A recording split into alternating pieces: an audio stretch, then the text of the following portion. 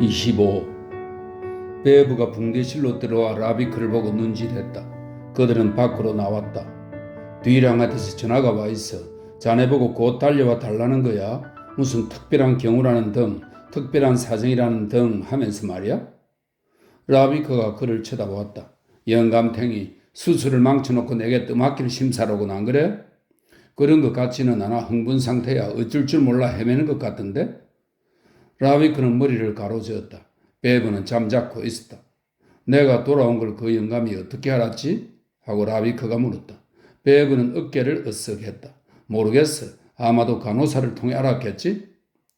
비노한테는 왜 전화를 하지 않지? 비노는 솜씨가 괜찮은데?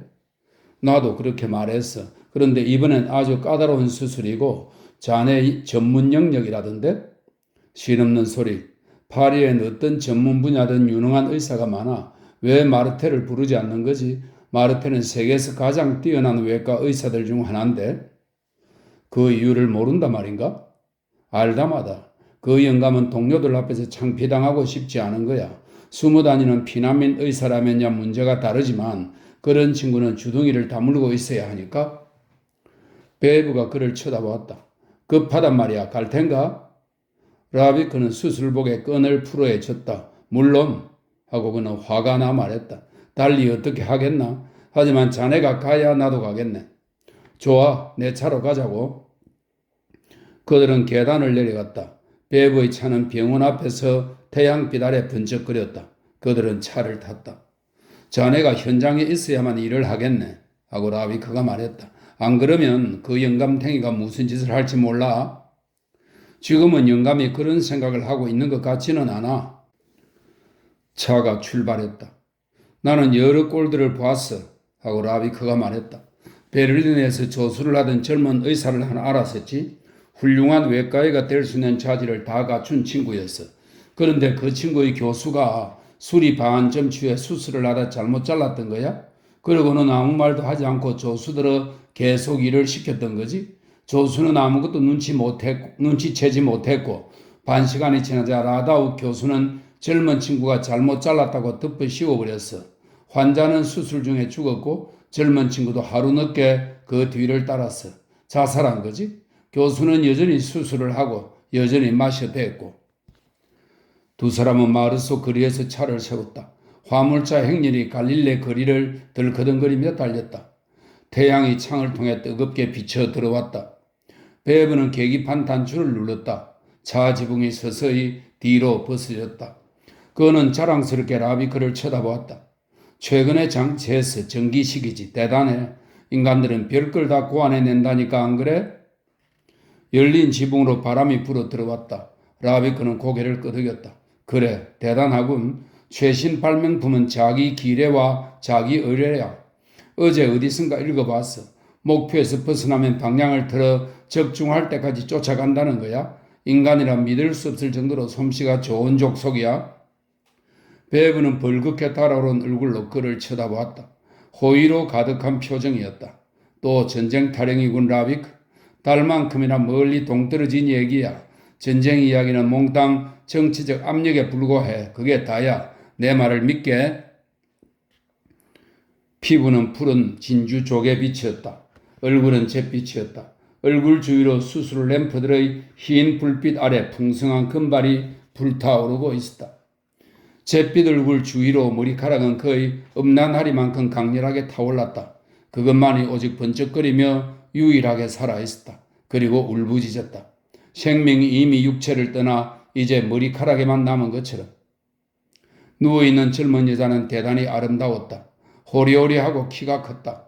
깊은 혼수 상태의 그림자조차도 아무 영향을 끼칠 수 없는 얼굴. 호사스러움과 사랑을 위해 만들어진 여자였다.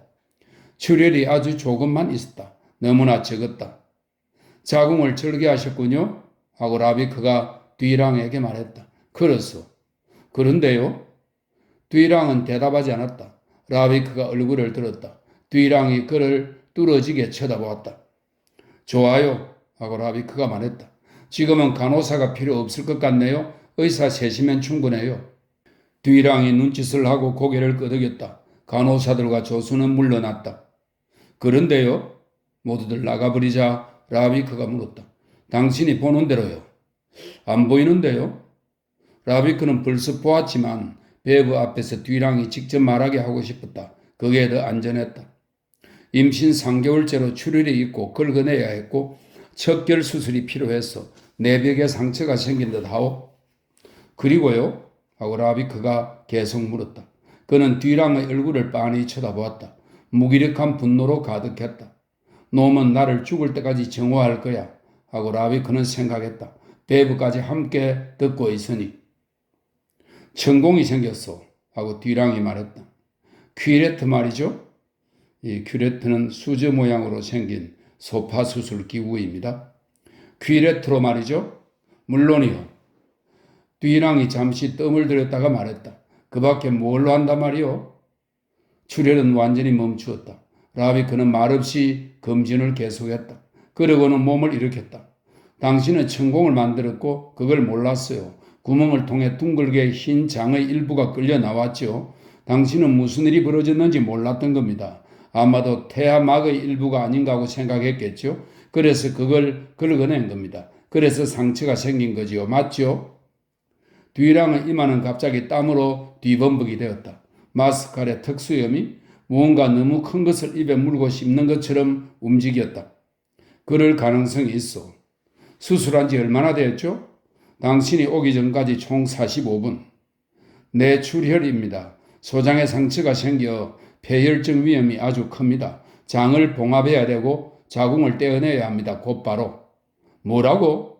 뒤랑이 되물었다. 아실 텐데요? 하고 라비크가 말했다. 뒤랑의 눈길이 흔들렸다. 그래 알고 있어. 그걸 가르쳐달라고 당신을 오라고 한 건 아니요.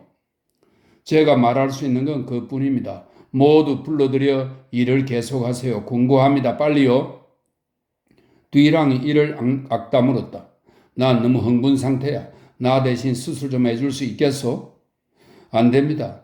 아시다시피 저는 비합법적으로 프랑스에 있기 때문에 수술할 권리가 없습니다. 당신은 뒤랑은 말을 꺼내려다가 그대로 입을 다물었다. 엉터리 의사, 미숙한 의학생, 안마사, 조수, 그러면서 독일 의사를 자칭하다니. 라비크는 뒤랑이 르발에게 한 말을 잊지 않았다. 르발 씨가 제게 사정을 설명해 주더군요. 하고 그가 말했다. 제가 추방당하기 전에 말입니다. 그는 베브가 머리를 드는 것을 보았다. 뒤랑은 대답하지 않았다. 베브 박사가 당신을 대신해 줄 겁니다. 하고 라비크가 말했다. 당신은 나를 대신해 자주 해주지 않았소. 가격이 문제라면. 요금 같은 건 상관없습니다. 저는 돌아온 후 수술하지 않습니다. 더군다나 이런 수술은 환자의 동의 없이는 절대로 할 수 없지요. 뒤랑은 그를 노려보았다. 이제 와서 마취해서 깨어나게 해 물어볼 수는 없지 않소? 아니요, 물어볼 수도 있지요. 폐혈증 위험이 있긴 하지만요. 뒤랑의 얼굴은 땀에 젖었다. 베브가 라비크를 쳐다보았다. 라비크는 고개를 끄덕였다. 간호사들은 믿어도 됩니까? 그래요. 조수는 필요 없네. 하고 베브가 라비크에게 말했다. 의사 셋, 간호사가 둘이나 있으니까. 라비크, 뒤랑은 말하려다 말고 입을 다물었다. 비노를 불렀더라면 좋았을 겁니다. 하고 라비크가 단정적으로 말했다. 안 그러면 마론이나 마르텔도 좋지요. 모두 인류 외과의니까요. 뒤랑은 대답하지 않았다. 당신은 베브 앞에서 자궁에 천공을 냈고 창자를 태아막으로 착각해 거기다 상처를 입혔다는 걸 인정할 수 있습니까? 잠시 시간이 흘렀다. 좋아요. 이었고 뒤랑이 쉰 목소리로 말했다. 그리고 또 당신은 베브에게 우연히 동석했던 저를 조수 삼아 자궁 절개와 장기 접합술을 해달라고 부탁할 수 있겠습니까요? 그래요. 당신은 수술과 그 결과에 대해 그리고 환자가 그것을 알지 못했고 동의도 하지 않았다는 사실에 대해서도 전적인 책임을 지시겠습니까? 그렇소, 물론이요. 뒤랑이 헐떡거리며 말했다. 좋습니다. 간호사들을 불러주세요. 조수는 필요 없습니다. 조수에게는 특별히 까다로울 경우에 도와달라고 할 수 있는 권리를 베브와 저에게 허락했다고 말해 두십시오. 전부터 그렇게 약속했다든지 뭐 그런 식으로 말해 두시죠. 마취는 당신이 계속 맡으시고요. 그리고 간호사를 다시 소독할 필요는 있을까요? 그럴 필요는 없어. 간호사들은 됐어. 아무것도 만지지 않았으니까. 잘 됐군요. 복강은 열려 있었다. 라비크는 아주 조심스럽게 자궁에 난 구멍으로 상처 입은 데가 나올 때까지 창자를 끄집어냈고 그걸 조금씩 소독한 붕대로 싸서 폐혈증을 피하게 했다. 그리고 나서 자궁 전체를 붕대로 완전히 감싸버렸다. 자궁 왜 임신이야? 하고 그가 배부에게 속삭였다. 여기를 보게. 반은 자궁 속에 반은 창자 속에 들어가 있어. 이런 형편이니 저 양반을 너무 탓할 수도 없겠군. 상당히 드문 경우야. 그렇지만 뭐라고? 뒤랑은 수술 때 머리맡에 둘러친 차양 뒤에서 물었다. 뭐라고 말한 거요? 아무것도 아닙니다. 라비크는 창자를 집어내어 잘랐다. 그리고 벌어진 끝부분과 끝부분을 신속하게 이어붙이고 옆으로 봉합을 했다. 수술의 긴장감이 팽팽하게 느껴졌다. 어느새 뒤랑의 일은 잊었다. 그는 자궁관과 혈관을 붙잡아 묶었고 자궁관 끝을 잘라냈다. 그리고는 자궁을 도려내기 시작했다. 어째서 더 이상 피가 나지 않는 걸까? 이런 것들이 심장보다 더 피를 많이 흘리지 않는 것은 무엇 때문일까? 생명의 기적과 생명을 전달하는 능력을 잘라버린 마당에 말이다. 여기 누워있는 이 아름다운 여자는 이제 죽었다. 그냥 살아가기야 하겠지만 실제로는 죽어버린 것이다. 세대에서 세대로 이어지는 나무에서 죽어버린 가지다. 꽃은 피우지만 열매의 비밀은 없는 것이다. 거대한 원인들은 수천 세대를 거듭하며 쌓아왔고 이제 석탄화된 숲을 빠져나왔다. 이집트인들은 신전을 만들었고 그리스인들은 번성했다. 피는 신비스럽게도 계속 앞으로 내달아 마침내 여기 비인 속빈 이삭처럼 열매를 맺을 수 없는 이 인간을 만들어낸 것이다. 자신의 피를 아들에게도 딸에게도 전해줄 수 없는 그런 여자를 말이다. 연수의 꼬리가 뒤랑이라는 자의 졸렬한 솜씨 탓에 끊어지고 만 것이다. 하지만 수천 세대는 또한 뒤랑에게도 작용했고 그리스인들과 르네상스도 또한 그를 위하여 꽃을 피웠으며 시원찮고 뾰족한 그의 특수염을 만들어내지 않았던가? 구역질라 하고 라비크가 말했다. 뭐가 말인가? 베브가 물었다. 모든 게 다. 라비크는 몸을 일으켰다. 끝났어 라고 말하고는 둥그런 마취기구 너머에 누워있는 머리카락이 번지기는 창백하고 사랑스러운 얼굴을 보았다. 그는 통 속을 들여다보았다. 거기에는 여자의 얼굴을 그토록 아름답게 보이게 했던 것이 이 부분은 설명이 있네요. 여자의 자궁을 가리키는 것으로 보인다는 설명입니다. 자궁이 제 역할을 하도록 자연이 여성의 얼굴을 아름답게 만들었다는 그런 의미라고 합니다. 그토록 아름답게 보이게 했던 것이 피범벅이 되어 담겨 있었다. 그러고는 뒤랑을 쳐다보았다. 끝났어요 하고 다시 되풀이했다. 뒤랑은 마취를 끝냈다. 라비크 쪽은 쳐다보지도 않았다. 그는 간호사들이 수술대를 밀고 나가는 것을 기다렸다가 말없이 그 뒤를 따라갔다. 내일이면 영감탱이가 저 여자에게 목숨을 건져 주었다면서 5,000프랑 이상을 요구할 거야 하고 라비크가 말했다. 지금 봐서는 안 그럴 것 같은데? 하루는 길어, 후회는 짧고, 더군다나 돈이 막 굴러 들어올 때는 말이지. 라비크는 손을 씻었다. 하얀 세면대 옆 유리창들을 통해 건너편 집 창문턱이 보였다. 거기엔 붉은 제라늄 꽃이 피어 있었다. 그 꽃 아래엔 잿빛 고양이 한 마리가 있었다. 그는 그날 밤 1시에 뒤랑의 병원으로 전화를 했다. 세라자드에서 전화를 걸었다. 야근 간호사가 여자는 잠들어 있다고 알려주었다. 2시간 전엔 안정이 안 되었는데 베브가 마침 자리에 있다가 가벼운 수면제를 주었다는 것이다. 별일은 없는 것 같았다. 라비크는 전화실 문을 열고 나왔다. 진한 향수 냄새가 코를 찔렀다. 탈색에서 머리카락을 누렇게 만든 여자가 거만하고 당당한 태도로 싸각싸각 옷자락 소리를 내며 화장실로 들어갔다. 병원에 있던 여자의 머리카락은 진짜 금발이었다. 번쩍이며 붉은색이 도는 금발. 그는 담배에 불을 붙이고 셰라자드로 돌아갔다. 늘 그렇듯이 러시아 합창단이 변함없이 검은 눈동자를 불렀다. 20년 동안 줄기차게 불러왔다. 비극도 20년 동안 계속되면 익살맞아질 위험이 있군 하고 라비크는 생각했다. 비극은 짧아야만 하는 것이다. 미안해요 하고 그는 케이트 헤거슈트렘에게 말했다. 꼭 전화를 걸어야 했거든? 별일 없는 거예요? 지금까지는 괜찮은 것 같아. 왜 그런 걸 묻는 거지? 하고 그는 어리둥절해했다. 이 여자 자신도 모든 게 잘 되어가는 건 아닌데 여기서 뭐 원하던 걸 찾는 거예요? 그는 보드카를 담은 유리병을 가리켰다. 아니에요. 아니라고? 케이트 헤그슈트렘이 머리를 가로저었다. 지금은 여름이요. 하고 라비크가 말했다. 여름에 나이트클럽에 쪼그리고 앉아있다는 건 말도 안 돼. 여름엔 무조건 테라스에 앉아있어야 해요. 그것도 나무 가까이에. 철책을 뚫어놓은 병이 깊게 든 나무라도 상관없지. 그는 눈을 들다가 곧바로 조항의 눈과 마주쳤다. 그가 전화를 하는 동안 온 게 틀림없었다. 그전에는 그곳에 없어서니까. 여자는 맞은편 구석에 앉아있었다. 어디 다른 데로 안 갈래요? 하고 그가 케이트 헤그슈트렘에게 물었다. 여자는 고개를 가로저었다. 아니요, 당신은 어디 병든 나무 곁으로라도 가고 싶어요? 그런 곳이라면 보드카도 똑같이 병든 것 같을 테지. 이 술은 좋은데. 합창단은 노래를 거쳤고 음악은 바뀌었다. 오케스트라는 블루스를 연주하기 시작했다. 조항은 일어나 댄스홀 쪽으로 갔다. 라비크는 여자의 모습을 정확히 볼 수 없었다. 춤추고 있는 상대의 모습도 보이지 않았다. 다만 조명등이 댄스홀을 창백한 푸른 빛으로 휙 스쳐 지나갈 때만 여자의 모습이 불빛 속에 나타났다가 다시 어둑어둑한 곳으로 사라졌다.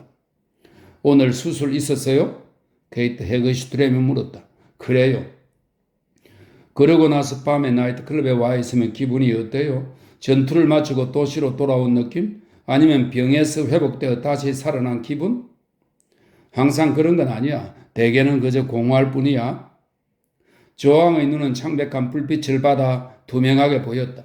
여자는 그를 바라보고 있었다. 흔들리는 것은 심장이 아니다라고 라비크는 생각했다. 그것은 위장이다. 복강신경 조직의 충격이다. 시 수천 편이 노래하지 않았던가? 이 충격은 거기 있는 너로부터 살짝 땀을 흘리며 춤을 추고 있는 귀여운 한 조각 고기 덩이로부터 오는 것이 아니라 내 뇌수의 암실로부터 오는 것이다. 너가 거기서 한 줄기 불빛 속을 미끄러지며 지나갈 때마다 충격이 더욱 강해지는 것은 다만 그동안의 접촉이 우연하고 느슨했기 때문이다. 저 여자 전에 여기서 노래하던 사람 아니에요? 맞아요. 이젠 여기서 안 부르나요? 그런 것 같아. 아름다운 여자예요? 그런가? 그럼요. 아름다운 것 이상이에요. 온 얼굴이 생생하네요. 그럴지도. 케이트 헤그슈트렘은 눈을 가늘게 뜨고 라비크를 살피며 미소를 지었다. 눈물로 매듭지을 미소였다. 보드카 한 잔 더 주세요. 그리고 그만 가요. 하고 여자가 말했다. 라비크는 일어나며 조항의 눈길을 느꼈다. 그는 케이트의 팔을 잡았다. 그럴 필요는 없었다. 여자는 혼자 걸을 수 있었다. 하지만 그러는 걸 보는 것이 조항한테 좋을 거라고 생각했다. 제 소원 좀 들어주실래요? 두 사람이 랑카스테리에 있는 여자의 방으로 돌아오자 케이트 헤그슈트렘이 물었다. 물론 내가 할 수 있는 일이라면? 나와 함께 몽포르의 댄스 파티에 가주실래요? 무슨 파티인데요, 케이트? 처음 듣는데? 여자는 소파에 앉았다. 여자에게 너무 컸다. 거기에 앉으니 더욱 연약해 보였다. 마치 중국의 무희 같았다. 눈 위 피부도 예전보다 더욱 늘어져 있었다. 몽포르의 댄스 파티는 파리에서 여름에 열리는 사교 행사예요. 하고 그녀가 말했다. 이번 금요일에 루이 몽포르의 저택과 정원에서 열려요. 당신은 별 흥미도 없겠지만 그렇죠? 조금도 없어요. 같이 가 주실래요? 내가 가도 되는 곳이요? 초대장은 제가 마련하겠어요. 라비크는 여자를 가만히 쳐다보았다. 왜 그래요, 케이트? 가고 싶어요. 혼자는 안 가고 싶어요. 나 아니면 혼자 가야만 하는 거요? 그래요. 이전에 알던 사람 누구하고도 같이 가고 싶지 않아요. 그 사람들은 더 이상 참을 수 없어요. 이해하시겠어요? 오케이. 해마다 파리에서 열리는 제일 아름다운 마지막 가든 파티예요. 지난 4년 동안 빠지지 않고 갔었어요. 내 소원이니 꼭 들어주시겠어요? 라비크는 여자가 왜 자기와 함께 가자고 하는지 알았다. 그래야 더 안심할 수 있었던 것이다. 그는 거절할 수 없었다. 좋아요, 케이트. 하고 그가 말했다. 나한테 별도로 초대장을 보내게 할 필요는 없어요. 당신이 누구하고 같이 간다는 걸 그쪽에서 알면 되겠지. 여자가 고개를 끄덕였다. 물론이에요. 고마워요, 라비크. 소피 몽폴에게 당장 전화하겠어요? 그는 일어섰다. 금요일에 당신을 데리러 오겠어요. 그런데 당신은 어떤 옷을 입을 거죠? 여자가 아래에서 위로 그를 쳐다보았다. 착 달라붙게 빗은 머리카락에 불빛이 선명하게 반사되었다. 도마뱀 머리 같다고 라비크는 생각했다. 가냘프고 건조하고 경직된 메마름의 완벽성에서 오는 우아함 그 자체였다. 건강에서는 절대로 도달할 수 없는 그런 메마름의 완벽성이었다. 그걸 아직 말하지 않았군요. 하고 여자는 잠시 망설이다 말했다. 가장 무도회예요, 라비크. 루이 14세 궁전에서 열리는 가든 파티라고요? 세상에, 라비크는 다시 자리에 주저앉았다. 케이트 헤그슈트렘은 큰 소리로 웃었다. 돌발적으로 터져나오는 아주 자유롭고 어린애 같은 웃음이었다. 저기 오래 묵은 고급 코냑이 있어요. 드시겠어요? 라비크는 머리를 가로저었다. 사람들은 참 별걸 다 생각해내는군. 해마다 그 비슷한 걸 해요. 그럼 나도 제가 모든 걸 마련하겠어요. 하고 여자가 선뜻 남자의 말을 가로막았다. 당신은 아무 걱정도 할 필요가 없어요. 의상은 제가 준비할게요. 좀 간단한 걸로요. 입을 필요도 없어요. 치수만 가르쳐 주시면 돼요. 그럼 코냑도 마시고 싶은데? 케이트 헤그슈트렘은 병을 그에게로 밀었다. 이제 뒷걸음질은 안 하시겠죠? 그는 코냑을 들이켰다. 아직 열이틀이야 하고 그는 생각했다. 학회가 다시 파리로 돌아오려면 아직 10이틀 남았어. 10이틀을 어떻게든 보내야 해. 내 생에는 이제 10이틀밖에 남지 않았고 그 다음 일은 생각할 수 없는 거다. 10이틀. 그리고 그 다음엔 10년이 입을 벌리고 있는 거다. 그 시간을 어떻게 보내든 마찬가지다. 가장 무도해. 이 울렁거리는 2주 동안 그 무슨 일이 새삼스럽게 그로데스크하다고 말할 수 있단 말인가? 좋아, 케이트. 그는 다시 뒤랑의 병원으로 갔다. 붉은 빛이 도는 금발머리 여자는 자고 있었다. 이마에는 굵은 구슬 땀이 솟아 있었다. 얼굴에 생기가 돌았고 입은 살짝 벌린 채였다. 열은? 하고 그가 간호사에게 물었다. 37도 8부입니다. 대군. 그는 축축한 얼굴 위로 깊숙이 몸을 굽혔다. 여자의 숨결이 느껴졌다. 이제 숨결에서 에테르 냄새는 나지 않았다. 백리향처럼 싱싱한 숨결이었다. 백리향이라. 그는 불현듯 기억이 떠올랐다. 슈바르츠 발트의 산속 목장이었다. 뜨거운 태양 아래 헐떡이며 기고 있었다.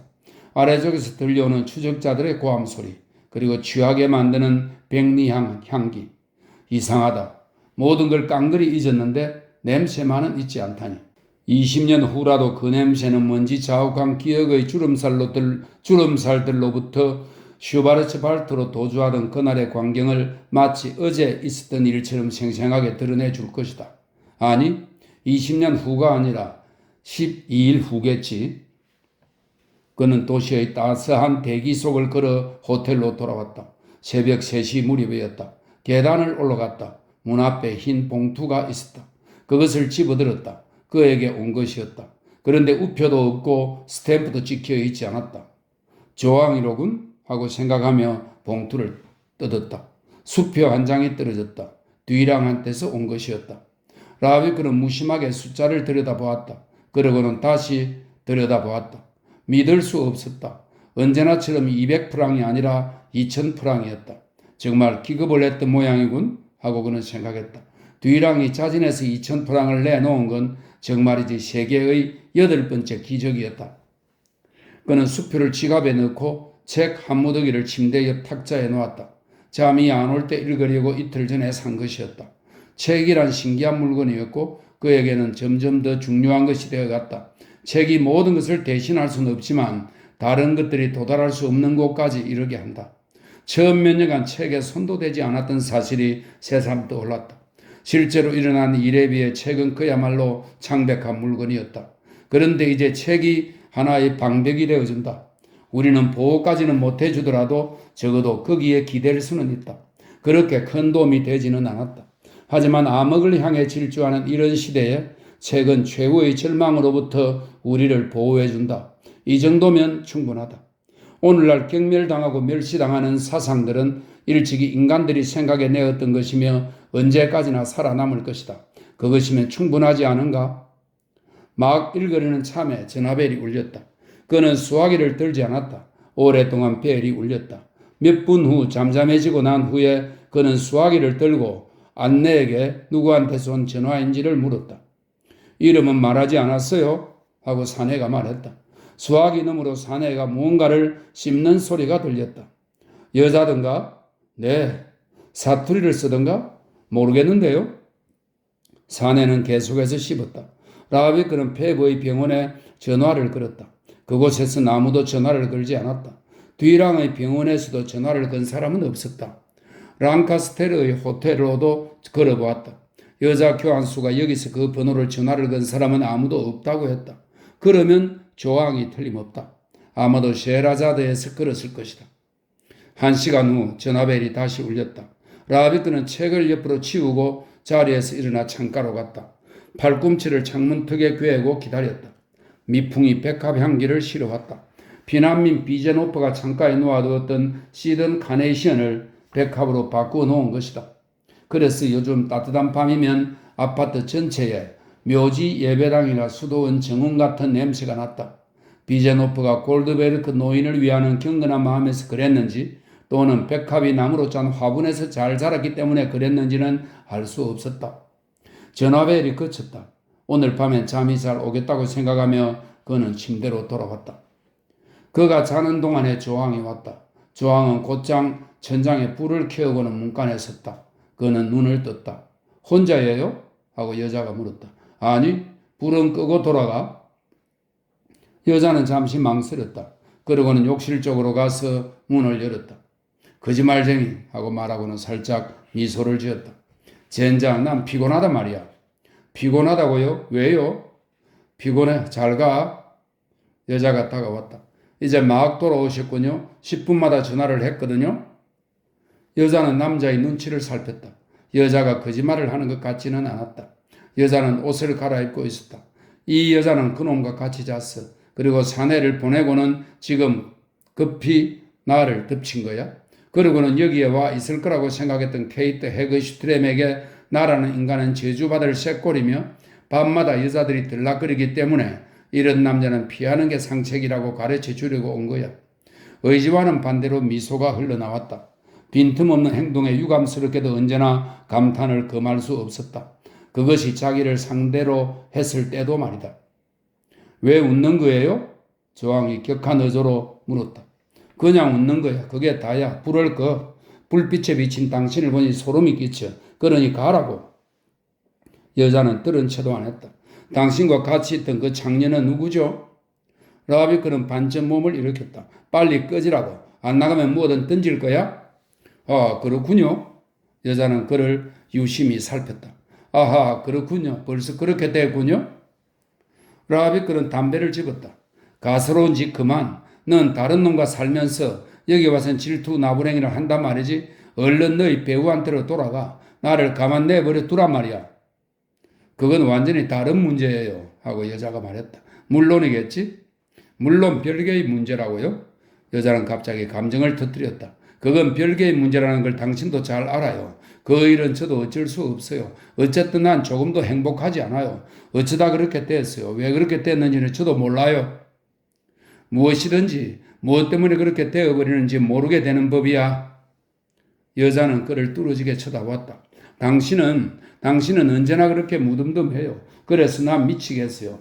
무슨 일이 일어나도 당신은 무덤덤한 얼굴이에요. 난 당신이 잘난 척하는 게 싫어요. 얼마나 자주 당신을 미워했는지 몰라요. 난 나에게 미쳐버리는 사람이 필요하다고요? 나 없이는 살 수 없는 사람이 필요해요. 당신은 내가 없어도 살 수 있어요.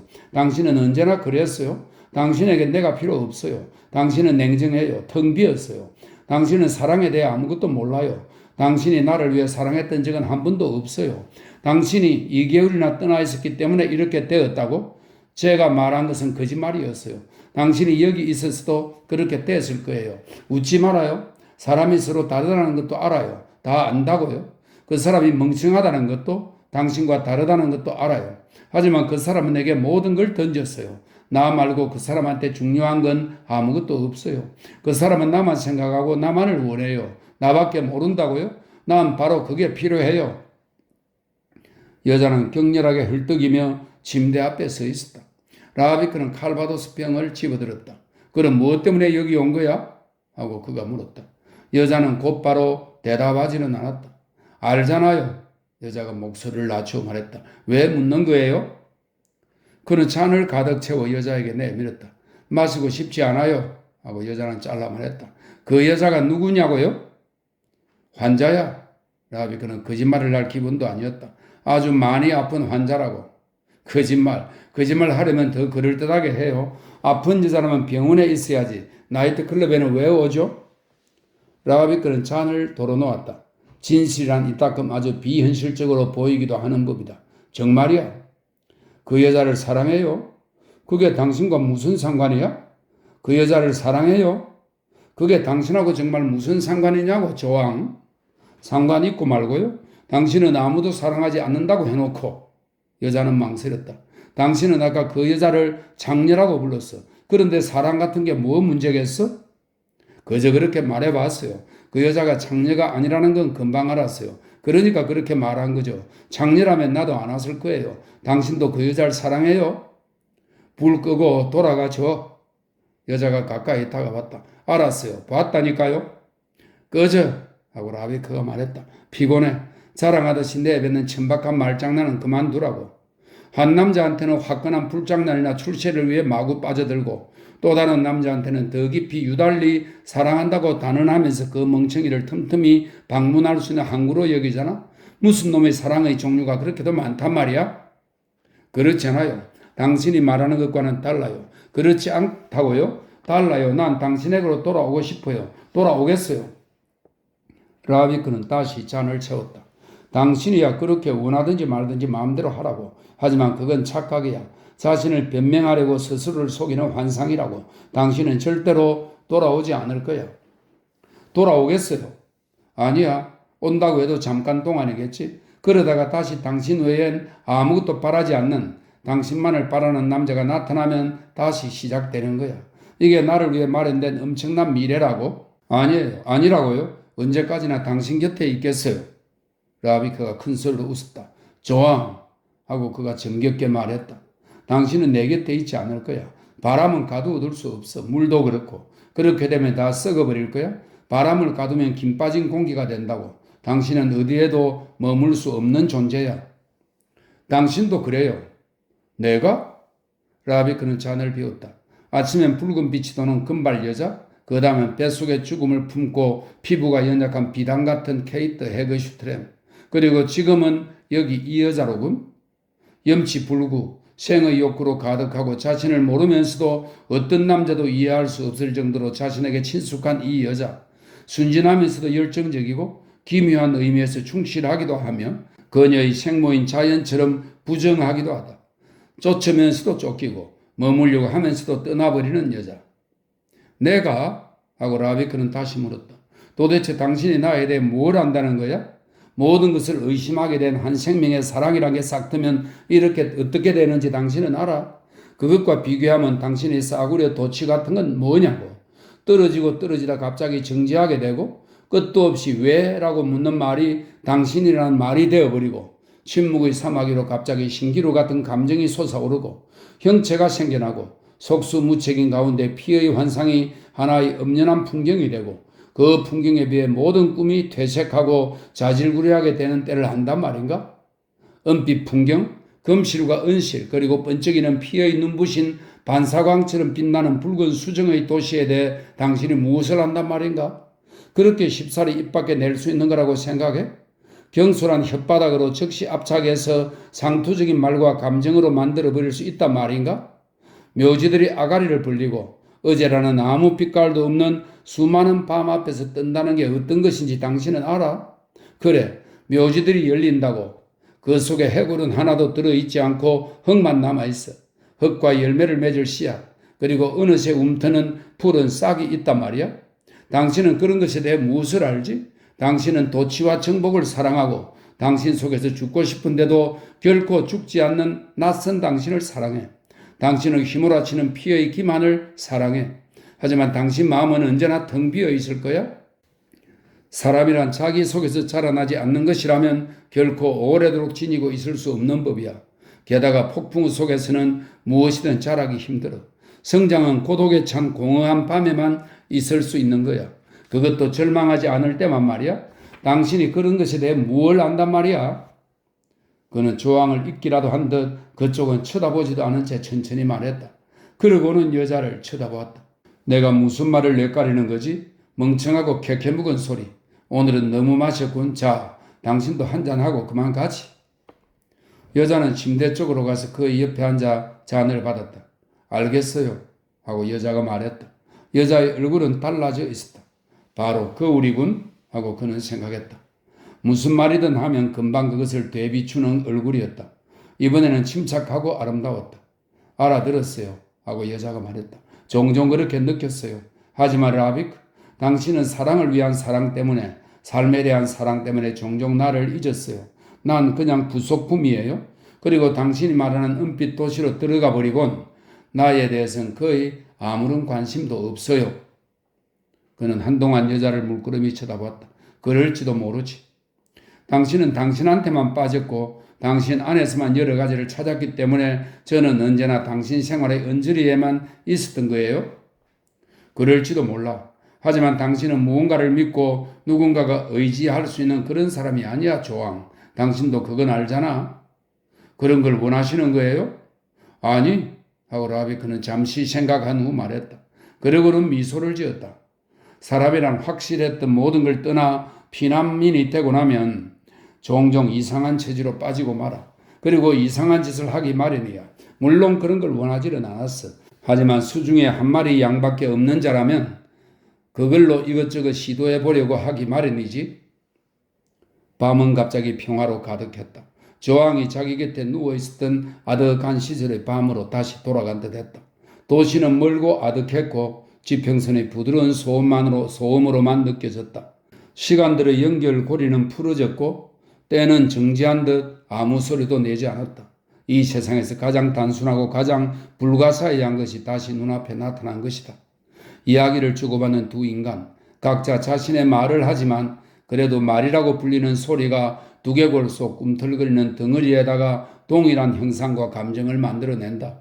그리고 아무 의미도 없는 성대의 진동과 거기에 따라 일어나는 설명 불가능한 반응, 그리고 끈적거리는 잿빛의 구불구불한 것들로부터 갑자기 하늘이 다시 생겨나고 그 하늘에 구름과 개천, 과거, 꽃 피어남과 시듬, 그리고 차분한 지식이 비치는 것이다. 당신은 나를 사랑하는군요, 라비크. 하고 조항이 말했다. 어정쩡한 질문이었다. 그래. 하지만 당신한테서 달아나려고 온갖 힘을 다하고 있어. 그는 조용하게 두 사람과는 아무 상관도 없는 듯 그렇게 말했다. 여자는 귀담아 듣지도 않았다. 우리가 함께 할 수 없다는 걸 저는 생각도 할 수 없어요. 잠시 동안이라면 몰라도요. 하지만 영원히는 안 돼요. 절대로 안 돼요. 여자는 반복해서 말했다. 절대로라는 말은 무서워요, 라비크. 우리가 다시는 함께 할 수 없다는 걸 상상할 수도 없어요. 그는 대꾸하지 않았다. 절 여기 있게 해주세요. 하고 여자가 말했다. 다시는 돌아가지 않겠어요. 다시는. 내일이면 돌아갈 거야. 당신도 그걸 알아. 제가 여기 있을 땐 제가 여기를 떠난다는 걸 상상할 수 없어요. 마찬가지 이야기야. 당신은 그걸 알아. 흐르는 시간 한가운데 생긴 텅 빈 공간, 또다시 불이 켜진 작은 선실과 같은 방, 예전과 다름없었다. 게다가 사랑했던 사람도 그대로 있다. 하지만 그 사람은 이상하게도 이전의 그 사람이 아니다. 팔을 내밀기만 하면 붙잡을 수 있지만 다시는 붙잡을 수 없는 곳에 있다. 라비크는 잔을 내려놓았다. 당신도 알잖아. 당신은 또다시 나를 떠날 거야. 내일이든 모레든 언제든. 조항이 머리를 떨구었다. 네. 돌아온다고 해도 다시 가버릴 걸 당신은 알잖아? 그래요. 여자가 얼굴을 들었다. 눈물이 주르르 흘렀다. 이게 무슨 일이에요, 라비크? 왜 이 모양이죠? 나도 몰라. 그의 얼굴에 잠시 미소가 흘렀다. 사랑이란 그렇게 즐거운 게 아닌가 봐. 때로는. 안 그래? 그런가 봐요. 여자가 그를 쳐다봤다. 우린 왜 이렇게 된 거예요, 라비크? 그는 어깨를 으쓱였다. 나도 몰라, 조항. 우리를 꽉 붙들어줄 그런 게 아무것도 없어서 그럴 거야. 예전엔 여러 가지가 있었지. 안전함, 뒷받침, 믿음, 목적. 사랑이 뒤흔들려도 그런 것들이 모두 정겨운 울타리가 되어 의지할 수 있었지. 그런데 지금은 모든 게 없어졌어. 기껏해야 조금의 절망과 조금의 용기, 그리고 안팎의 낯선 것들, 거기로 사랑이 날아들면 마른 집더미에 불을 던지는 셈이 되지. 사랑밖에 남은 게 없다면 사랑은 다른 것이 되어버리는 거야. 더욱 거칠고 더욱 소중하고 더욱 파괴적이 되는 거야. 그는 다시 자기 잔을 가득 채웠다. 사랑 같은 것에 대해 지나치게 생각하지 않는 게 좋아. 우린 그런 걸 깊이 생각할 처지도 못 돼. 지나치게 생각하면 망칠 뿐이야. 그래, 우리가 망해버렸으면 좋겠어? 여자는 머리를 가로저었다. 아니에요. 그런데 그 여자는 누구예요, 라빅? 환자라니까. 전에도 거기에 같이 간 적이 있었어. 당신이 아직도 거기서 노래를 부르고 있을 때였지. 오래오래 전 일이야. 그런데 당신은 지금 무슨 일을 하고 있는 거야? 시시한 역이에요. 소질이 별로 없나 봐요. 하지만 혼자 살아갈 정도로는 벌어요. 언제라도 그만두고 싶어요. 야심 같은 건 없어요. 여자의 눈물은 말라 있었다. 여자는 잔을 쭉 들이켜고는 일어섰다. 피곤해 보였다. 인간이 도대체 왜 이런 거죠? 라빅? 왜 이럴까요? 무슨 이유든 있을 거예요. 그렇지 않다면 질문조차 없을 테니까요. 그는 침울하게 미소를 지었다. 그건 인류의 가장 오래된 질문이야, 조항. 왜 그럴까? 이 질문 앞에선 지금까지 모든 논리, 모든 철학, 모든 과학이 무력하게 부서지고 말았어. 여자가 간다. 이미 문간까지 갔다. 라비크의 마음속에서 무언가가 용수성쳤다. 여자는 간다. 그는 후다닥 몸을 일으켰다.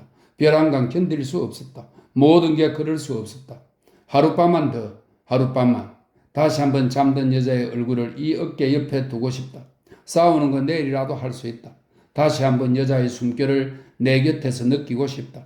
허물어지면서도 다시 한번 부드러운 환영과 달콤한 기만을 맛보고 싶다. 가면 안 돼. 우리는 어차피 고통 속에 죽고 고통 속에 사는 거다. 가면 안 돼. 너가 가고 나면 내게 뭐가 남는단 말인가? 나의 밋밋한 용기가 도대체 무슨 소용인가? 우리는 어디로 몰려가는가? 오직 너만이 현실이다. 가장 빛나는 꿈이다. 불사의 꽃이 피는 망각의 목장이다. 다시 한번 영원한 불꽃을.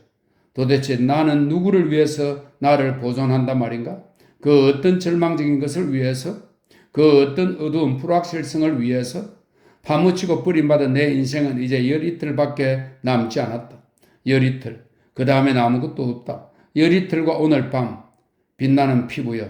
그대는 왜 하필이면 오늘 밤 별들로부터 떨어져 방황하는 오늘 밤 옛 꿈에 쌓여 나를 찾아왔는가? 왜 그대는 이 밤에 우리 밖에 살고 있지 않은 이곳 요새와 바리케이트를 무너뜨리느냐? 파도가 높이 일지 않는가? 또다시 부서지진 않는다. 조항 하고 그가 불렀다. 여자가 몸을 돌렸다. 여자의 얼굴에 순간 거칠고 숨가쁜 빛이 스쳐 지나갔다. 여자는 손에 들었던 것을 놓아버리고 그에게로 달려갔다. 26. 자동차가 보지라드 거리의 모퉁이에 멈추어 섰다. 무슨 일이죠? 하고 라비크가 물었다. 데모 행렬입니다. 운전사는 돌아보지도 않고 말했다. 이번에는 공산당입니다. 라비크는 케이트 헤그슈트렘을 쳐다보았다. 여자는 루이 14세의 궁정 시녀 복장을 한 채 한쪽 구석에 가냘프고 얌전하게 앉아있었다. 짙게 화장을 했지만 그래도 창백한 인상을 주었다. 관자놀이와 볼의 뼈가 두드러져 보였다. 멋진데? 하고 그가 말했다. 1939년 7월 바로 5분 전엔 불의 십자군 파시스트들이 데모를 했고 이번엔 공산주의자들의 데모라. 그런데 우리 두 사람은 위대한 17세기의 복장을 하고 있으니 그거 참 멋지군 케이트. 별일 없을 거예요. 여자가 미소를 지었다. 라비크는 자기 무도화를 내려다보았다. 이 무슨 운명의 장난질인가. 경관에게 체포당할 걱정은 이제 하지 않아도 되겠군. 다른 길로 갈까요? 헤그슈트렘의 운전사가 물었다. 이젠 돌릴 수도 없어요. 하고 라비크가 말했다. 우리 뒤로 차가 잔뜩 밀렸는데. 데모 행렬은 교차로를 조용히 지나갔다. 깃발과 문양을 들고 있었다. 아무도 노래를 부르지는 않았다. 수많은 경관이 행렬을 따라가고 있었다. 보지라드 거리의 모퉁이에 또 한 무리의 경관들이 눈에 띄지 않게 서 있었다. 그들은 자전거를 가지고 있었다. 그들 중 한 경관은 거리를 따라 순찰하고 있었다. 그는 케이트 헤그슈트렘의 차 안을 들여다보았으나 아무런 표정도 없이 저쪽으로 가버렸다. 케이트 헤그슈트렘은 라비크의 눈길을 따라갔다. 경관은 놀라지도 않아요? 하고 여자가 말했다. 경관들은 다 알아요. 몽폴 댄스 파티는 여름의 큰 행사니까요. 저택도 정원도 경찰이 둘러싸고 있어요. 그 말을 들으니 마음이 놓이네. 케이트 헤그슈트렘이 빙그레 웃었다. 여자는 라비크의 처지에 대해 아무것도 몰랐다. 그렇게 많은 보석들이 한꺼번에 파리에 모이는 일은 드물어요. 진짜 보석에다 진짜 파티복이죠. 경찰은 그런 모임에서는 위험을 무릅쓰진 않아요. 손님들 속엔 틀림없이 형사들이 있을 거예요. 가장을 하고 말인가? 그럴 수도. 그런데 왜요? 알아두는 게 좋을걸? 난 로스차일드의 에메랄드라도 훔치려고 생각했는데? 케이트 헤그슈트렘은 손잡이를 돌려 창을 내렸다. 당신은 아마도 지루할 거예요. 하지만 이번만은 어쩔 수 없어요. 지루하지 않아요, 케이트. 그 반대요. 다른 곳에서 어떻게 시간을 보낼까 생각하고 있었던 참이니까 술은 충분히 나오려나? 그럴 거예요. 안 그러면 제가 집사장한테 눈짓을 할게요. 잘 아는 사이니까. 보도를 울리는 데모대의 발소리가 들렸다. 그들은 행진하는 것이 아니라 아무렇게나 몰려가고 있었다.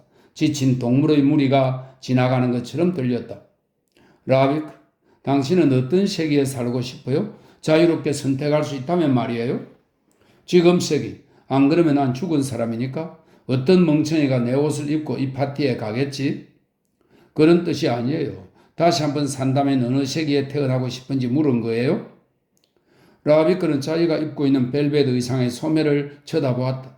마찬가지요. 지금 세기, 가장 더럽고 가장 피비린내 나고 제일 썩었고 제일 희미하고 비겁하고 너절한 색이지만 그래도 역시 지금 색이요. 나는 싫어요. 케이트 헤그슈트렘은 시리기라도 한 듯 두 손을 마주 비볐다. 가느다란 손목엔 술을 놓은 비단이 번쩍였다. 바로 이 색이에요. 17세기. 그게 안 되면 그 이전 색이라도 좋아요. 다만 지금 색이만은 싫어요. 불과 몇 달 전부터 그렇게 느끼게 되었어요. 그전엔 한 번도 그런 걸 생각해 본 적이 없었는데.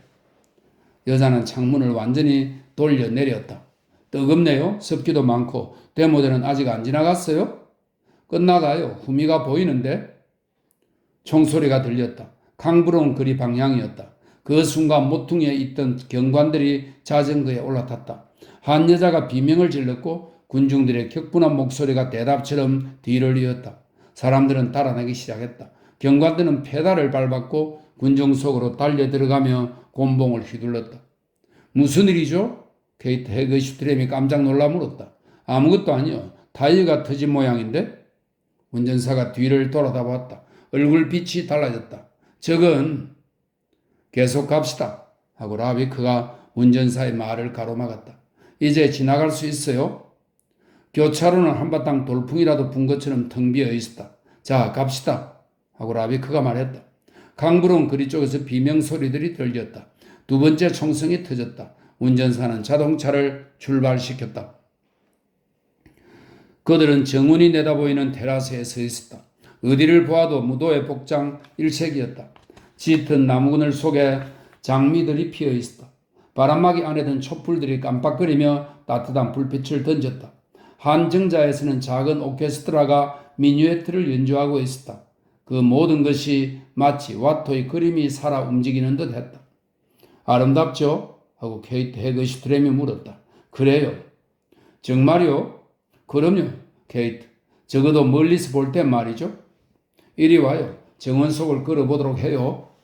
높이 솟은 고목들 아래로 비현실적인 전경이 펼쳐져 있었다.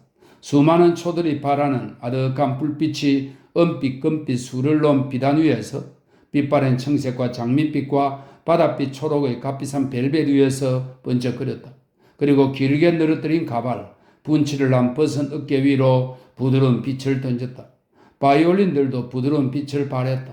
짝을 지은 또는 무리를 지은 사람들이 점잔을 빼며 유유히 거닐었다. 칼의 손잡이는 번쩍이고 분수는 좔좔거렸으며 가지를 쳐낸 회양목 숲이 분위기를 고조하는 어두운 배경을 이루어냈다. 하인들까지 무도의 의상을 입고 있었다. 이 정도면 형사들도 가장을 하고 있을 거라고 그는 생각했다. 몰리에르나 라신으로 변장한 자에게 붙잡힌다면 별로 나쁠 것도 없겠군. 안 그러면 기분 전환으로 궁정 난쟁이한테 붙들릴 수도 있을 테고. 그는 위를 쳐다보았다. 커다랗고 따뜻한 빗방울이 손에 떨어졌다. 불거스레한 하늘이 어두워졌다. 비가 내리는데 케이트. 아니에요. 그럴 리 없어요. 정원에 틀림없어요. 자, 얼른. 그는 여자의 팔을 잡고 테라스로 데려갔다. 테라스에 도착하자마자 비가 억수같이 퍼부었다. 비가 내리 퍼부어 바람막이 속의 초들은 꺼져버렸고 탁자 위 장식은 몇 초 만에 퇴색한 넝마조각처럼 힘없이 늘어졌다. 온통 야단 법석이었다. 후작부인, 백작부인 그리고 궁정 시녀들은 수놓은 비단 의상을 지켜든 채 테라스로 달려왔다. 백작과 폐하 그리고 원수님들도 가발을 적시지 않으려고 이리 밀치고 저리 밀쳤다.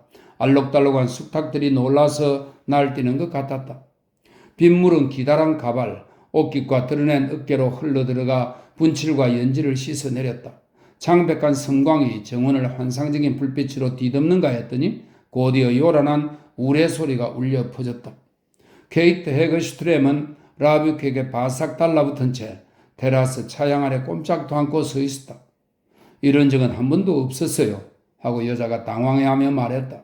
전 자주 여기에 왔거든요. 이런 적은 한 번도 없었어요. 어떤 해에도. 에메랄드를 훔치기에는 절호의 찬스군.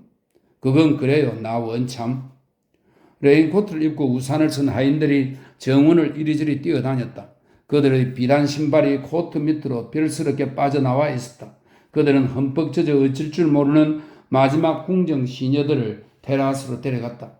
그러고는 잃어버린 시올이나 물건들을 찾아다녔다. 어떤 아이는 황금빛 구두 한 짝을 들고 왔다.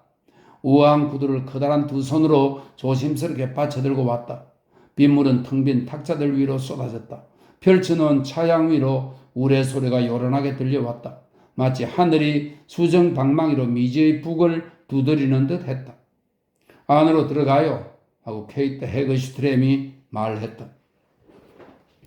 더 넓은 저택의 공간도 손님 수에 비하면 너무 좁았다.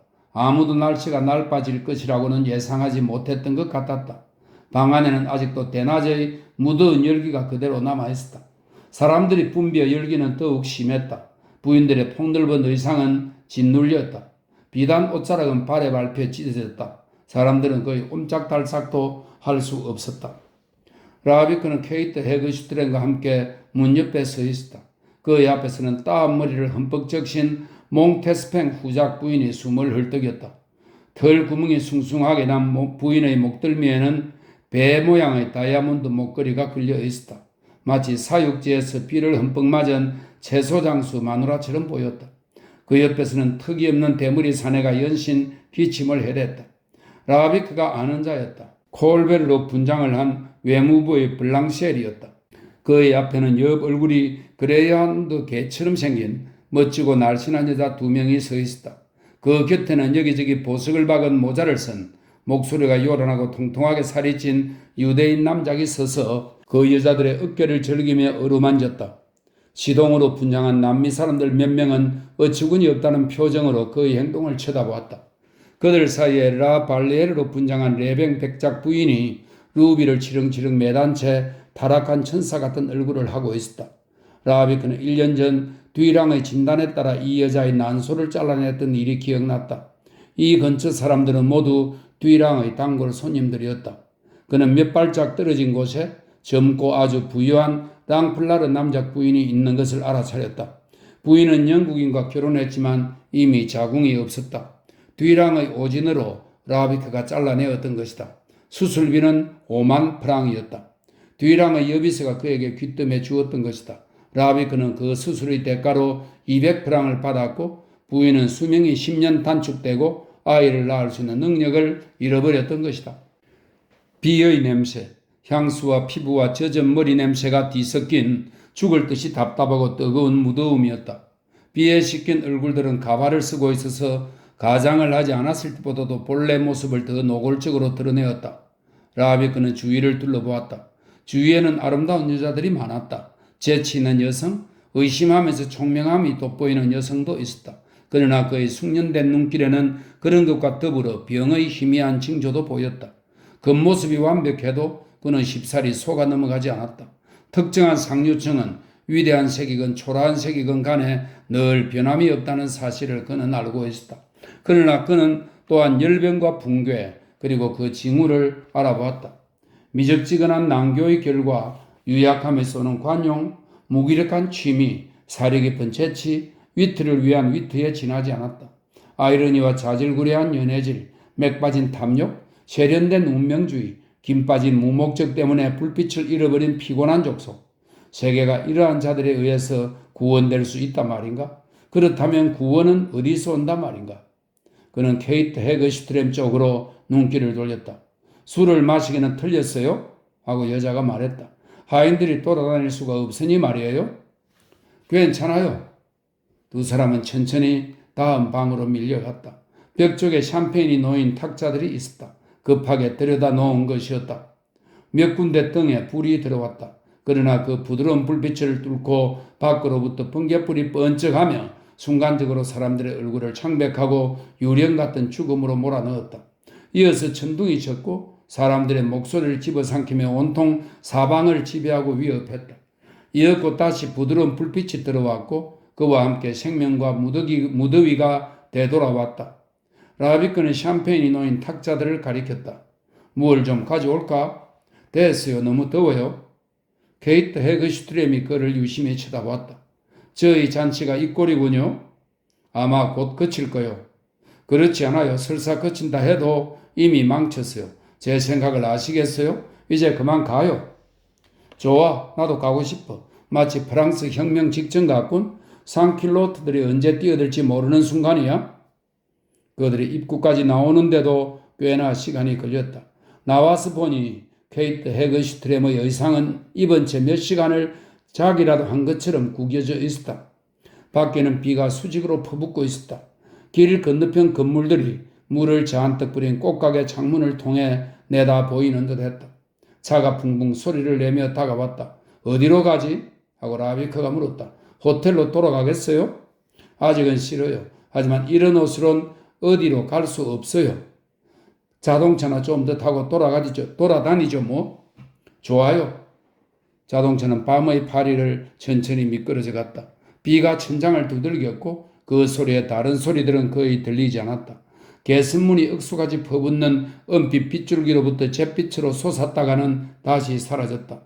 불을 밝힌 창들이 늘어선 샹젤리제 거리가 미끄러져 지나갔다. 롱푸앙은 샹젤리제 원형 교차로입니다. 롱푸앙은 싱싱한 꽃향기를 뿜었고 짙은 안개 속에 일렁거리는 알록달록한 파도처럼 보였다. 트리톤과 이 트리톤은 그리스 신화에 나오는 포세이돈의 아들입니다. 상반신은 인간이고 하반신은 물고기 모양이며 큰 소라를 불어 물결을 다스렸다고 합니다. 트리톤과 바다의 괴물들이 있는 콩코르드 광장은 바다처럼 아득하고 어둑어둑했다. 밝은 아치형의 리볼리 거리가 헤엄치듯 다가오며 베네치아의 광희를 얼핏 엿보게 했다. 그러자 곧이어 루브르 박물관이 끝없이 뻗은 정원과 함께 잿빛으로 그리고 영혼의 모습으로 솟아올랐다. 창문이란 창문은 모두 불빛에 번쩍였다. 강변도로와 다리들은 잔잔한 물결을 배경으로 꿈속인 양 흔들거렸다. 화물을 실은 그룹배들 그리고 따뜻하게 등불을 밝힌 예인선 한 척은 천개의 고향을 숨긴 듯 정겨웠다. 세행강, 대로, 미니버스들, 소음, 행인들과 점포들, 릭상브르 궁의 철책, 그 안쪽 릴케 시와 같은 정원, 적막하고 황량한 몽파르나스 묘지, 서로 들러붙어 있는 좁고 오래된 길들, 집들, 갑작스럽게 눈앞에 나타나는 말없는 광장들, 늘어선 나무들, 바람에 휜 것 같은 집들의 정면, 교회당, 비바람에 퇴색한 기념비들, 빛 속에서 한들거리는 가로등, 작은 요새처럼 땅에서 솟은 공중변소들, 시간제로 방을 빌려주는 호텔들의 거리, 그 사이사이에 순수한 로코코 혹은 바로크 양식의 건물들이 솟은 과거의 거리, 그런 건물들이 건물 정면을 내려다보며 미소를 지었다. 브루스트의 소설에 나올 법한 어둑어둑한 문들. 케이트 헤그슈트렘은 구석에 앉은 채 아무 말도 없었다. 라비크는 담배를 피웠다. 담배 불을 보긴 했으나 맛을 느끼지 못했다. 마치 차한 어둠 속에서 형체도 없는 담배를 피우는 듯 했다. 점점 모든 게 꿈 같다는 생각이 들었다. 이런 드라이브, 빗속을 소리도 없이 미끄러져가는 자동차, 미끄러지며 사라지는 거리들, 한쪽 구석에 옛날 의상을 입은 채 말문을 닫은 여자, 그 의상 위로 반사된 불빛들이 스쳐 지나간다. 이제 두 번 다시 움직이지 않을 것처럼 수놓은 비단 위에 꼼짝도 않고 놓인 이미 죽음의 낙인이 찍힌 두 손. 그것은 유령 같은 파리를 지나가는 유령 같은 드라이브였다. 아직 결론을 내리지 못한 생각, 그리고 입 밖에 내지 못한 이유 없는 이별이 흔들거리며 스며드는 그런 드라이브. 그는 학회를 생각했다. 어떻게 할지 궁리해 보았지만 아무것도 떠오르지 않았다. 생각들이 그냥 빗속으로 흘러내렸다. 자기가 수술했던 붉은 빛 도는 금발 여자를 떠올렸다. 지금은 잊어버린 여자와 지냈던 로텐부르크 오브 데이타우브에서의 비 내리던 날 밤도 생각났다. 호텔 아이젠후트를, 알지 못하는 사람의 창문에서 흘러나오던 바이올린의 선율을 떠올렸다. 1917년 폴랑드의 양귀비 밭에서 비바람 치던 날 전사한 롬베르크가 생각났다. 인간에게 는드리가 난 신이 대지를 향해 포격하는 듯 뇌성병력은 요란한 기관총 소리에 섞여 우르릉거렸다. 또한 후틀스트에서 한 해병대 병사가 키우던 비애에 찬 듯하면서도 서툴고 그러면서도 견딜 수 없는 그리움으로 가득 찼던 아코디언을 생각했다. 비 내리는 로마에서의 장면이 스쳐 지나갔다. 루앙의 질퍽질퍽한 시골길, 강제 수용소의 바라크 지붕 위로 끊임없이 내리던 11월의 비, 해부러진 입속으로 물이 차올랐던 스페인 농부의 시체들, 클레르의 환하고 축축하게 젖었던 얼굴, 라일락 향기가 짙었던 하이델베르그 대학 길목, 지나간 날들의 환등, 끝없이 이어지는 과거의 장면들, 창밖거리처럼 미끄러져 간다. 원한도 위안도. 그는 담뱃불을 비벼 끄고 몸을 일으켰다. 이 정도면 충분하다. 지나치게 뒤를 돌아보는 자는 쉽사리 그 무엇을 향해 달려가고 또 굴러 떨어지는 법이다. 차는 몽마르트로 거리를 힘겹게 올라갔다. 비는 그쳤다. 은빛 구름이 묵직하고 성급하게 하늘을 가로질러 갔다. 한 조각 달빛을 나으려고 서두르는 임신한 여자들처럼. 케이트 헤거슈트렘은 차를 멈추게 했다. 그들은 차에서 내려 몇 골목을 올라가 모퉁이를 돌았다. 갑자기 파리 시내가 저 아래로 보였다. 파리는 끝없이 펼쳐지고 반짝거리며 젖어 있었다. 거리와 광장, 밤, 구름과 달의 파리, 환상대로, 창백한 빛으로 아물거리는 언덕들, 탑들, 지붕들, 어둠과 빛의 선명한 대조, 파리, 지평선 너머에서 불어오는 바람, 지평 위에 번쩍이는 불빛, 명암의 대조가 분명한 다리들, 센강 저 너머로 달아나는 소나기, 무수한 자동차의 불빛으로 가득한 파리, 밤으로부터 억지로 빼앗은 윙윙거리는 삶의 거대한 벌집과도 같은 수백만의 하수구 위에 세워진 지하의 악취 위에서 피어난 불빛의 꽃, 그리고 암과 모나리자의 파리. 잠깐만 케이트 하고 라비크가 말했다. 뭘 좀 사와야겠어? 그는 바로 가까이에 있는 술집으로 들어갔다. 피를 넣어 만든 신선한 소시지와 간 소시지의 따뜻한 냄새가 코를 찔렀다. 아무도 그의 파티복을 주목하지 않았다. 그냥 코냑 한 병 그리고 유리잔 2개를 샀다. 주인은 병을 땄다가 코르크 마개로 다시 헐겁게 주둥이를 막아주었다. 케이트 헤거슈트렘은 그가 물건을 사러 갔을 때와 똑같은 모습으로 밖에 서 있었다. 가장 의상을 입은 채 구름이 빨리 움직이는 하늘을 배경으로 가냘프게 서 있었다. 스웨덴 계통의 보스턴 태생 미국 여자가 아니라 지난 세기가 남겨놓고 가버린 여인 같았다. 자, 케이트, 춥고 비오고 너무 적막해서 오는 불안해는 이게 제일이요. 저기 아래의 도시를 위해 건배합시다. 좋아요. 하고 여자가 잔을 받았다. 여기까지 올라오기를 잘했어요, 라비크. 세상 어떤 파티보다도 좋아요. 여자는 잔을 비웠다. 달이 여자의 어깨와 옷과 얼굴을 비추었다. 코냑이네요? 여자가 말했다. 상당히 고급이군요. 맞아요. 당신이 그걸 알아보는 한해는 모든 게 다 잘 될 거요. 한 잔 더 주세요. 그리고 다시 차로 내려가기로 해요. 저도 옷을 갈아입을 테니 당신도 갈아입고 쉐라자드로 가요. 감상에 한번 푹 젖었다가 자신을 가엾게 이긴 다음엔 이 모든 화려하고 피상적인 생활과 결별할게요. 그리고 내일부터는 철학자의 책을 읽고 유언장을 만들고 제 형편에 맞도록 살아가겠어요. 호텔 계단에서 라비크는 주인 여자를 만났다. 주인 여자가 그를 불러 세웠다. 잠시 시간 좀 있으세요? 물론이지요. 주인 여자는 그를 3층으로 데리고 가 마스터키로 어떤 방의 문을 열었다. 아직 누군가가 살고 있는 방이란 걸 알 수 있었다. 무슨 일이지요? 하고 그가 물었다. 왜 여길 마음대로 들어가지요? 여긴 로젠펠트 씨가 사는데 곧 나가려고 해요? 내 방을 바꾸고 싶진 않은데요. 그 사람은 나간다면서 아직 석 달치 방값을 내지 않았어요. 아직 그 사람 물건들이 있잖아요. 그걸 잡히면 될 텐데. 주인 여자는 침대 곁에 열린 채로 놓인 낡은 트렁크를 경멸하듯 걷어찼다. 이게 무슨 소용이겠어요? 아무 가치도 없어요. 가짜 가죽이라고요. 내인은 너덜너덜하고 양복이래야 단 2불인데 저걸 보세요. 몽땅 합쳐야 100프랑도 못 된다고요? 라비크는 어깨를 으쓱했다. 그 사람이 나간다고 했나요? 아니요. 하지만 책 보면 알지요. 제가 까놓고 말했어요. 그러니까 그 사람도 그렇게 하겠대요. 내일까지는 지불하라고 제가 그랬어요. 방값도 안 내는 손님을 언제까지고 봐줄 수는 없으니까요. 알았어요. 근데 나들 어쩌라는 거죠? 저 그림들인데요. 그 사람 거예요. 돈이 좀 된대요. 그 사람 주장으로는 방값보다 더 나간대요. 그래서 그림을 좀 봐달라는 거예요. 라비크는 벽에 관심이 없다가 그제야 벽을 쳐다보았다. 그의 앞쪽 침대 위에 반고흐가 전승기에 그린 아를르 풍경화가 걸려 있었다. 그는 한 걸음 다가갔다. 의심의 여지 없이 진본이었다.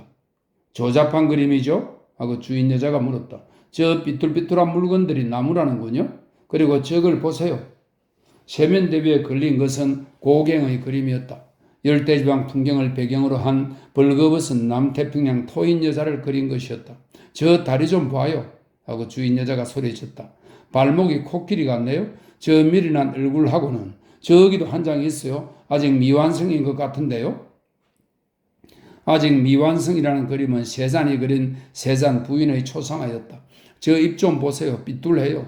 볼에는 핏기도 없고 저런 걸 가지고 날 속이려는 거예요. 선생님도 제가 가진 그림을 보셨지요? 그런 게 진짜 그림이잖아요. 자연 그대로 진짜고 정확해요. 식당에 걸린 그 사슴이 있는 설경 말이에요. 그런데 이 삼류 그림은 그 사람 자신이 그린 것 같아요. 그렇게 생각하지 않으세요? 아마도 그런 것 같군요. 전 그 점을 알고 싶었어요. 선생님은 교양 있는 분이니까 그런 걸 좀 아실 테죠? 액자도 없는 그림이잖아요. 그림 3장은 액자도 없는 채로 걸려 있었다. 그것들은 다른 세상으로 통하는 창문이라도 한 것처럼 더러운 벽지 위에서 빛을 발하고 있었다. 적어도 금칠한 고급 액자이라도 끼워져 있다면 또 모르겠어요. 그렇다면 받아둘 수도 있을 텐데요. 하지만 이런 꼴로는 어쨌거나 이런 쓰레기도 받아야 될 형편이에요. 또 한 번 속은 거죠. 친절을 베푼 결과가 이거라니. 그림을 받을 필요가 없을 것 같고죠. 라비크가 말했다. 다른 수가 있을까요? 로젠펠트가 보나마나 돈을 마련해 올 겁니다. 어떻게 해요? 여자는 그를 흐릿게 쳐다보았다. 안색이 돌변했다. 이 그림들이 그만한 가치가 있나요? 가끔 이런 게 값이 나가는 경우도 있긴 하지만요.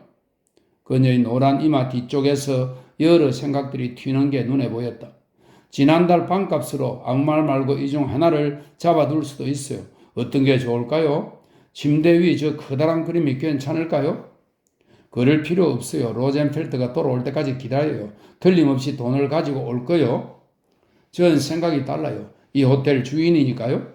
그럼 왜 그렇게 오랫동안 기다렸죠? 다른 때는 잘 안 그러면서. 말솜씨 때문이죠. 얼마나 말을 잘 하는지, 여기 형편이 어떤지는 선생님도 아시잖아요. 로젠펠트가 벼랑간 문간에 나타났다. 말이 없고 키가 작고 침착했다. 주인 여자가 무슨 말을 꺼내기도 전에 호주머니에서 돈을 꺼냈다. 자, 여기. 그리고 이게 계산서입니다. 영수증을 만들어 주실래요? 주인 여자는 깜짝 놀라 지폐 다발을 쳐다보았다. 그러고는 그림을 보았다가 다시 돈을 보았다. 할 말은 많았지만 말이 안 나왔다. 그 스름 돈이 있어요? 하고 여자가 마침내 말했다. 알아요. 지금 주실래요? 물론 드리죠. 여기는 없어요. 금고는 아래에 있어요. 돈을 받고 오겠어요? 주인이자는 심하게 굴욕을 당한 듯한 모습이었다. 로젠펠트가 라비크를 쳐다보았다. 실례했습니다. 하고 라비크가 말했다. 저 늙은 여자가 저를 여기로 끌고 왔어요. 여자가 무슨 생각을 하는지 알 수 없었거든요. 알고 보니 선생의 그림들이 가치가 있는지를 알고 싶어 했지요. 그래서 말씀을 하셨나요? 천만에요. 잘 되었습니다. 로젠펠트는 야릇한 미소를 지으며 라비크를 쳐다보았다. 이런 그림들을 어떻게 이런 데 걸어두십니까? 하고 라비크가 물었다. 보험에 드셨나요? 아니요. 하지만 그림을 도둑 맞는 일은 없어요. 기껏해야 20년에 한 번쯤 미술관에서 도난을 당할 정도지요. 여기 싸구려 옷들에 불이 날 수도 있어요. 로젠펠트가 어깨를 으쓱했다. 그 정도 위험이야 받아들여야죠. 보험료가 너무 비싸서. 라비크는 반고흐의 그림을 유심히 쳐다보았다. 적어도 400만 프랑은 나가는 것이었다. 로젠펠트는 그의 눈길을 쫓았다. 선생의 생각이 짐작갑니다. 이런 걸 가진 인간에겐 보험에 들 돈 좀 있을 거라고 말입니다. 하지만 저한테는 그럴 돈이 없어요. 저는 제 그림을 팔아 삽니다. 파는 건 서두르지 않아요. 팔고 싶지 않으니까요. 세 잔의 그림 아래에 놓인 탁자에는 알코올 버너가 있었다. 그 옆에는 커피통, 빵 한 조각, 버터 한 단지, 그리고 봉투가 몇 개 놓여 있었다. 방은 초라하고 좁았다. 하지만 그 벽돌로부터는 세상의 장엄함이 빛을 발하고 있었다. 이해가 갑니다. 하고 라비크가 말했다. 어떻게든 가능할 거라고 생각했어요? 하고 로젠펠트가 말했다. 모든 걸 지불할 수 있었거든요. 기차표도 배표도 말입니다. 다만 3달치 빵값만 치르지 못했어요. 거의 아무것도 먹지 않았지만 해결할 도리가 없었죠. 비자가 나오는데 너무 오래 걸린 겁니다. 그리고 오늘 저녁엔 모네를 팔아야 했어요. 베투이의 풍경화 말입니다. 그걸 들고 갈 수 있을 거라고 생각했는데 말입니다. 어쨌든 다른 곳에서라도 팔아야 할 형편이지 않습니까? 그렇습니다. 하지만 달러로 팔고 싶었어요. 2배로 받을 수 있으니까요. 미국으로 가시는 겁니까? 로젠펠트가 고개를 끄덕였다. 여기를 떠날 때가 되었지요? 라비크가 그를 쳐다보았다. 올빼미도 같이 떠납니다. 하고 로젠펠트가 말했다. 어떤 올빼미 말인가요? 아, 그래요. 마르쿠스 마이어를 가리키는 겁니다. 우리는 그 친구를 올빼미라고 부르죠. 그 친구는 떠나야 할 때를 냄새로 알아내니까요. 마이어라니요? 하고 라비크가 물었다. 가끔 지하 묘지에서 피아노를 치는 그 키 작은 대머리 남자 말입니까? 그래요. 우리는 그 친구를 프라하에서부터 올빼미라고 불러왔지요. 흥미로운 이름이네요. 언제나 귀신같이 냄새를 맡지요. 그 친구는 히틀러가 등장하기 2달 전에 독일에서 탈출했어요. 비인에서는 나치스가 오기 3개월 전에, 프라하에서는 놈들이 오기 6주 전에 달아났고요. 저는 그 친구 옆에 붙어 있었지요. 늘 그랬습니다. 그 친구는 냄새로 알아내거든요. 덕분에 그림을 건질 수 있었던 겁니다. 현금은 독일에서 가져 나올 수 없었을 때였죠. 마르크가 봉쇄되어 버렸으니까요. 150만 마르크쯤 출자했는데 현금으로 바꿔버려 했지만 나치스가 들이닥치는 바람에 때가 늦었던 겁니다. 마이어는 더 현명했지요. 현금 일부를 몰래 가지고 나온 겁니다. 저는 용기가 없었고요. 그런데 그 마이어가 이번에는 미국으로 가는 겁니다. 그래서 저도 가려고요.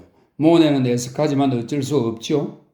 하지만 그걸 팔고 남은 돈을 가지고 갈 수는 있잖아요.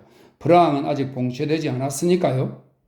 그렇긴 하죠. 하지만 바다를 건너가서 팔았더라면 그걸로 더 오래 견딜 수 있었을 겁니다. 이런 꼴이라면 고갱도 곧 희생될 운명이지요. 로젠펠트는 알코올 버너를 만지작거렸다. 이제 저것들이 마지막입니다. 저것 석 장만 남았어요. 저걸로 입에 풀칠을 해야 합니다. 그런 건 기대할 수도 없고요. 일을 얻는다면 기적이죠. 작품 하나가 없어지면 그만큼 생명이 짧아지는 겁니다. 그는 트렁크 앞에 풀이 죽은 채로 서 있었다. 비인에서는 5년이 있었죠. 그때만 해도 돈이 그리 들지 않았습니다. 싸게 살아갈 수 있었죠. 하지만 그래도 르누아르 2장, 드가의 파스텔 화를 1장 팔았습니다. 프라하에서는 시슬레를 1장, 그리고 스케치 5장을 팔아서 먹어치웠죠. 스케치 작품엔 그 누구도 투자를 하려 하지 않았어요. 드가 것이 2장, 르누아르 분필화가 1장, 그리고 들라크루아의 세피아 화가 2장이 있었죠. 이 세피아 화는 오징어 먹물로 만든 흑갈색 알료를 가지고 그린 그림입니다. 그리고 들라크루아의 세피아 화가 2장이 있었죠. 미국에서 팔았더라면 그것들로 1년은 더 살았을 겁니다. 아시겠죠? 하고 그는 난감한 투로 말했다. 이젠 이 그림 석 장밖에 남지 않았어요. 어제까지만 해도 넉 장이었지만요. 이 비자를 얻느라고 최소한 2년의 생활비가 날아가 버린 겁니다. 3년은 아니라도 말입니다. 하지만 팔아서 먹고 살 그림이 없는 사람들도 많아요. 로젠펠트는 비스마른 어깨를 으쓱했다. 그런 말씀도 위안이 안 되네요. 그건 당연히 그렇겠죠. 이걸로 전쟁 동안을 견뎌야 해요. 하지만 이번 전쟁은 오래 갈 겁니다. 라비크는 대답하지 않았다. 올빼미가 그러더군요. 하고 로젠펠트가 말했다. 미국조차도 안전할지는 모른다고요? 그럼 어디로 가려고 하던가요? 라비크가 물었다. 이제 남은 곳은 별로 없는데. 그 친구도 잘 몰라요. IT를 생각하는데 니그로의 공화국이 전쟁에 말려들지는 않을 거라 생각하더군요. 로젠펠트는 정말 진지한 표정이었다. 안 그러면 온두라스를 염두에 두고 있더라고요. 남미의 자그마한 공화국이지요. 또한 산살바도르를 그리고 뉴질랜드 같은 곳도요. 뉴질랜드 거기 너무 멀어요. 안 그래요? 멀다고요? 하고 로젠펠트가 우울하게 미소를 지었다. 어디에서부터 말입니까?